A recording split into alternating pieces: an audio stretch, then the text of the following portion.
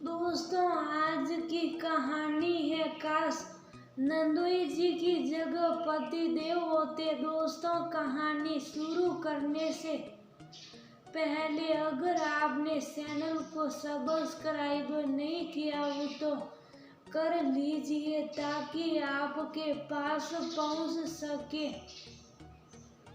हर नया वीडियो।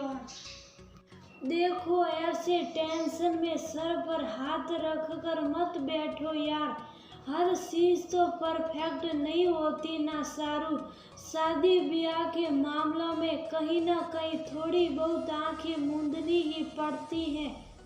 फिर शैलजा भी कोई छोटी बच्ची तो नहीं है, 32वीं पार कर जाएगी जून में। हाँ वो तो है, गहरी सांस लेते हुए बोली। सारू, तो तुम अपना जी इतना उदास मत करो। वैसे भी अभी पक्की तो हुई नहीं है ना शादी।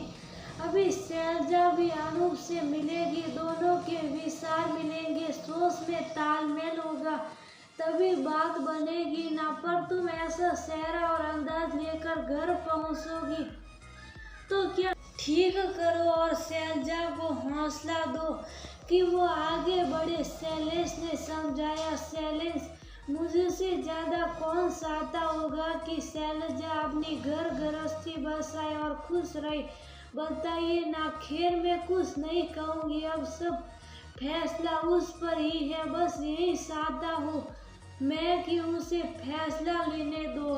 दरअसल सारू और शैलेश शैलजा के भाई भाभी हैं। शैलजा की कैरियर बनाने की जिद और महत्वाकांक्षी होने के कारण खासी उम्र हो चली थी और ढंग का तो दूर कोई भी लड़का मिलना मुश्किल हो गया था। शैलजा की माँ उसकी शादी के बारे में सोच सोच कर बीमार सी हो चली थी। शैलेश और सारू ने अपनी तरफ से ऑफिस स्कूलिंग आस पड़ोस सारे रिश्तेदारों तक को बता रखा था, पर किसी ने एक भी अच्छे लड़के का पता नहीं बताया। तो उन्होंने मैट्रिमोनियल साइट का सहारा लिया, तब जाकर एक लड़का मिला, रेलवे में अफसर।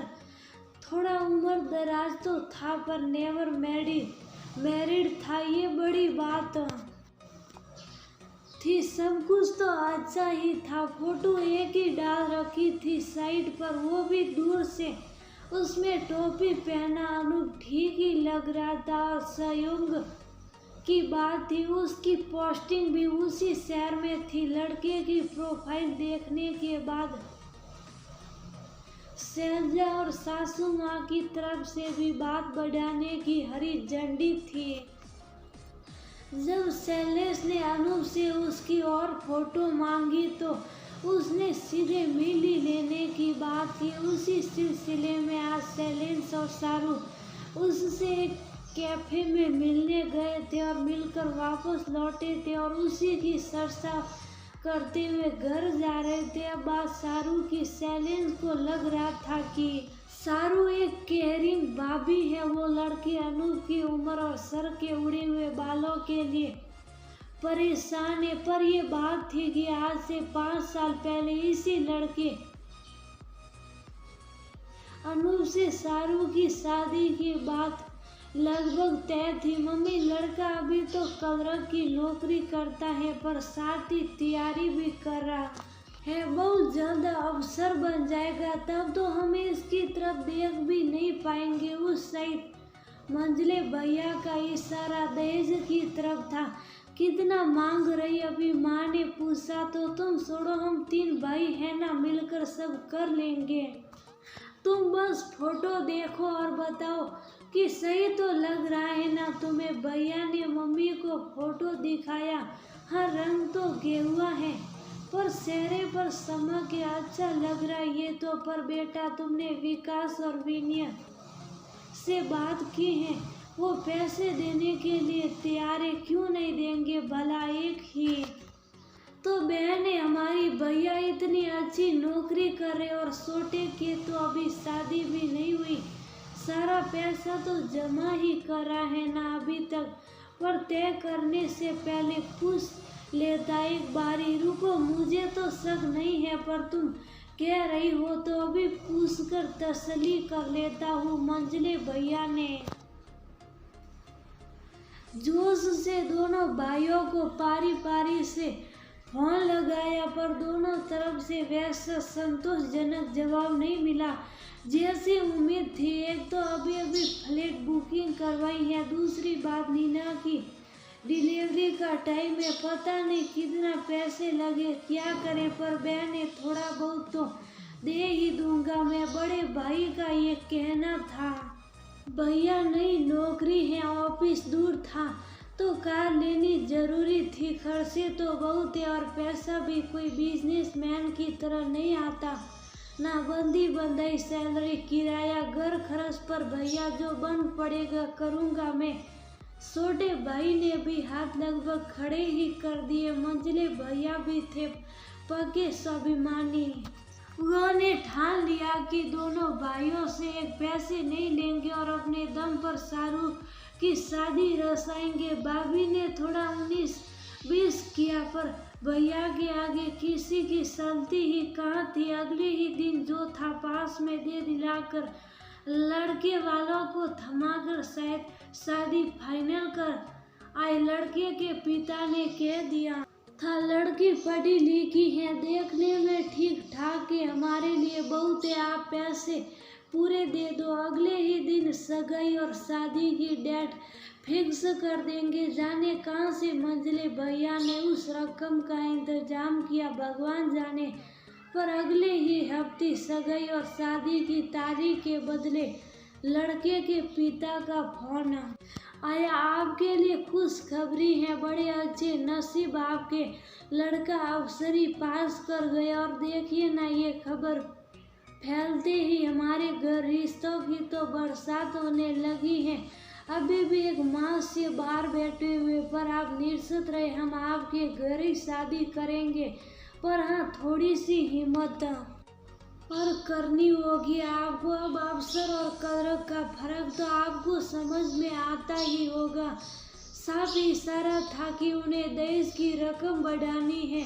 हताश से भैया को मम्मी समझाने लगी और वह कहने लगे कि कुछ भी हो जाए, मैं इस लड़के को हाथ से जाने नहीं लूँगा। तो उसने मोर्चा संभाला। बहन इतनी भारी हो रही है क्या भैया, जो इसे लालचियों को ब्याह रहे हो? कल को कहेंगे 2 लाख और 2, तब विदाई लेंगे 2 लाख और 2, फिर मायके जाने देंगे 2 लाख और 2, फिर खाना पानी देंगे, सब भरते रहेंगे। आप बोलिए ना। पर सारू, सबको लड़का इतना पसंद है, तेरी भी बात होने लगी है, फोन पर जुड़ाव सा हो गया उन लोगों से। ये चीजें उन्हें भी तो महसूस होनी चाहिए ना भैया। अगर वह कह देती कि वो अनूप से 2 बार मिल भी चुकी है, तब तो भैया खुद को बेचकर भी उनकी बड़ी रकम का इंतजाम कर लेते। खैर, भैया से कसम देकर उसने लड़के के पिता के आगे अपनी असमर्थता दिखलवाई, पर मन के किसी कोने में उम्मीद थी कि शायद अनूप आगे आए और कहे, नहीं सही है, पैसे वैसे कुछ भी हो जाए, वह शादी करेगा तो सिर्फ सारू से ही। पर ऐसा तो बस फिल्मों में ही होता है। हालांकि इस बात को 6 महीने भी नहीं गुजरे थे कि भैया ने शैलेश जैसे हैंडसम, समझदार और सूझे हुए इंसान से उसकी शादी करवाई, जिसने एक सिक्का लेकर शगुन किया था। फिर तो खुशी जीवन में वापस लौट आई। पर खुशियाँ इतनी संसल होती हैं कि बहुत देर टिकती नहीं। छोटा सा परिवार, शैलेश का वो बहन शैलजा और माँ, पर इस तरह से लायक शैलजा कैरियर के कारण शादी के चक्कर में पढ़ना ही नहीं चाहती थी, और उसे मनाते मनाते इतना समय बीत गया कि लड़के मिलने भी बंद हो गए। और अब जब एक मिला भी तो कैसा था लड़का, उसके बाद करने का ढंग व्यवहार। घर पहुंचते ही सासू माँ ने प्रश्नों की जड़ी लगा दी। सब बहुत अच्छा है मम्मी, अब एक बार शैलजा मिल ले, ओके कर दे। तो सब फाइनल ही है। वो तो फोन पर बात करती ही है, पर बेटा लड़के के माँ बाप तो अब है नहीं, एक भाई और एक बहनों ही है, तो उनसे भी बात कर लेता। अगर कोई मांग फरमाइश कुछ हो तो मम्मी लड़के ने अपना प्रोफाइल खुद बनाया है और सारी बात खुद कर रहा। शुरू से मैंने भी भाई और बहनों से बात करने के बारे में पूछा तो अनूप ने कहा वो लोग अपने जीवन में व्यवस्थित और चाहते हैं कि मैं अपने फैसले खुद लूं। वैसे ही बहुत देर हो चुकी है, काश इतना स्वावलंबी वो उस समय होता तो। ना मंझले भैया के मन में सरकारी नौकरी वाले वर्ग की कसरत रहती और ना ही अंधेरावस्था तक अनूप अपनी दुल्हन ही तलाशता रहता। पर हाँ, एक सबसे भाग्यशाली वही रहे कि उसे शैलेश मिल गए, पति ही नहीं एक बहुत ही अच्छे दोस्त भी। सारू सोच रही थी पर मन में लगातार ये बात सू भी रही थी, तो उसने आखिरकार सारा किस्सा शुरू से अंत तक सब कुछ शैलेश को बता ही दिया। तो क्या हो गया सारू, लड़का और लड़की जब तक कुंवारे रहते हैं तो उनकी शादी की 100 जगह बात चलती है, तो क्या हो गया। पर मैं मिली भी थी अनूप से 2 बार शैलेश कैफे में, पर दोनों बार उसकी जिद पर ही। पर हाँ, कहीं ना कहीं उसे अपना होने वाला पति मानकर ही मिलने गई थी मैं उससे। सारू ने नजरें झुकाकर कहा, अच्छा ऐसी बात, लेकिन एक बात पता है तुम्हें अपनी फेवरेट हीरोइन से तो मैंने कॉलेज लाइफ में शादी भी कर ली थी। हाँ, अपनी फेवरेट हीरोइन की बड़ी सी तस्वीर अपने कमरे में लगा रखी थी मैंने, और एक दिन भावनाओं के जोश में फिल्मी स्टाइल में उस तस्वीर को सिंदूर भी लगा दिया था। तुमने तो सिर्फ माना था ना पति, मैंने तो पत्नी बना भी लिया था।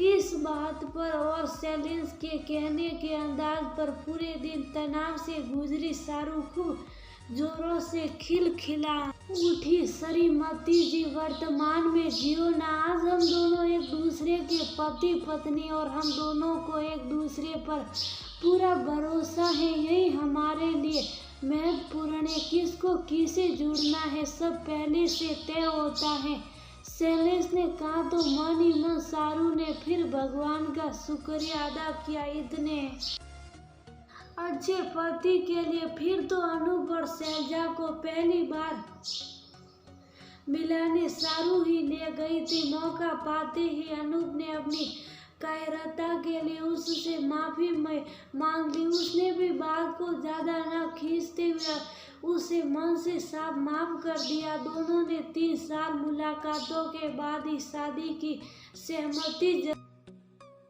खूब धूमधाम से शादी हुई। बड़ी भाभी के नाते जब शैलजा की विदाई के वक्त अनूप सारू के पैर छूने के लिए झुका तो बोल पड़ा, भगवान ने एक साथ 2 खुशियां दे दी, शादी भी हो गई और प्रस्ताव से भी मुक्ति।